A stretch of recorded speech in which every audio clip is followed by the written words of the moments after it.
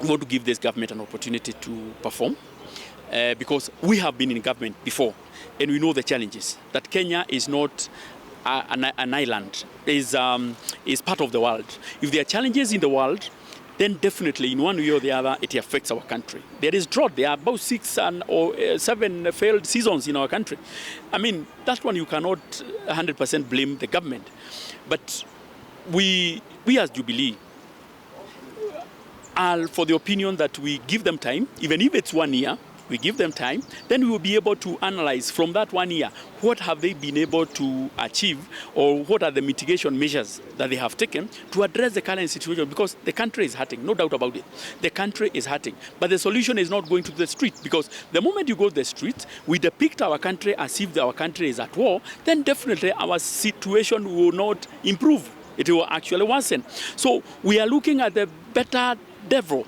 The better devil is to allow the current government to do its part, as opposed to going to the streets and making a situation that is already bad worse. Secondly, Jubilee is a party that believes in dialogue and peace. Have those leaders in Azimio explore the question of dialogue and peace? I don't think so. I don't think they have given dialogue an opportunity. I don't think they believe even in dialogue, because like what you have seen today here, the former Secretary General, coming for a meeting that is about dialogue, to come and, with a group of goons, to come and disrupt an international covered function, that one tells you that their DNA is national violence. And you ask yourself, even if they are given government, they will still riot against their own government. So to me, and from where I sit as the acting Secretary General of Jubilee, is to tell our people that we want to give this government an opportunity to serve us, because the moment His Excellency the 4th Uhuru Kenyatta, who is our party leader, gave the instruments of power to the 5th, who is His Excellency William Ruto, he did it with a clean heart, and he did it so that the government operates in perpetuity, that the things that he had done, he would like them completed. For example, the project that we started, like the super highways, the Mau Mau roads, we want them to be completed, but they cannot be completed in an environment that is toxic. So our stand is very clear that we don't subscribe to the issue of violence, the issue of maandamano, because what is the end result of violence? The end result will mean that our country will not be attractive to investors, our country will not be attractive to tourists, and we will even sink deeper in the problems that we have as a country. Let's support the current government. Let's critique the current government where it is possible. Let's dialogue with the current government, because we only have one government. For heaven's sake, we only have one government that is led by His Excellency William Samoei Ruto. The best thing is to give him support for over time. If they don't perform, then you have the attitude and the space to critique that government.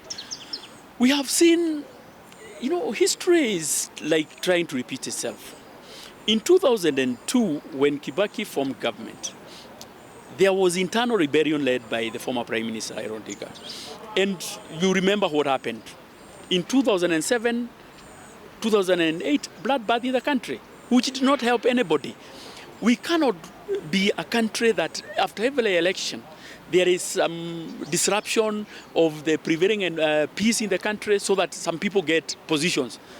Because in 2002, of course, he was a minister. In 2007, 2008, he became the prime minister through the violence, because we have to say as it is. In 2018, we remember the famous handshake. The famous handshake came after there was violence in the country.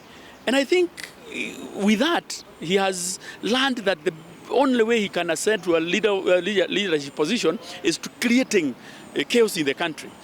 Maybe, I'm not privy because we don't discuss with them, maybe the culmination of all these quests to have disruption in the country is for him to be considered in government. And I think that's not the way to go. Once we do an election, let's agree with the results and move on. I was a candidate in Kioni. I was defeated. And I accepted that I was defeated because I will live to fight another day. Good people in Kenya, if you are defeated, learn also to accept the results and you'll fight another day. Thanks.